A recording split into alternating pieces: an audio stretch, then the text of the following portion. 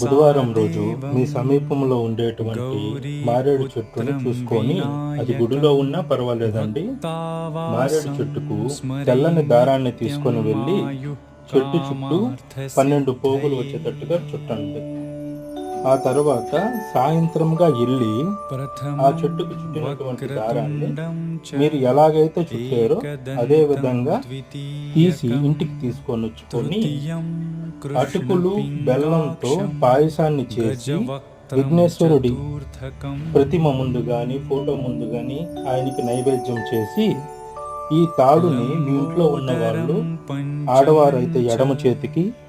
మగవారైతే కుడి చేతికి కట్టుకుంటున్నట్లయితే మీకుండేటువంటి దీర్ఘకాలిక వ్యాధులు కానీ, పిల్లలు ఎక్కువగా చదువుకోకుండా ఇజుగు పట్టాలు కానీ అన్నీ సమసిపోయేసి నీట్గా తయారవుతారు.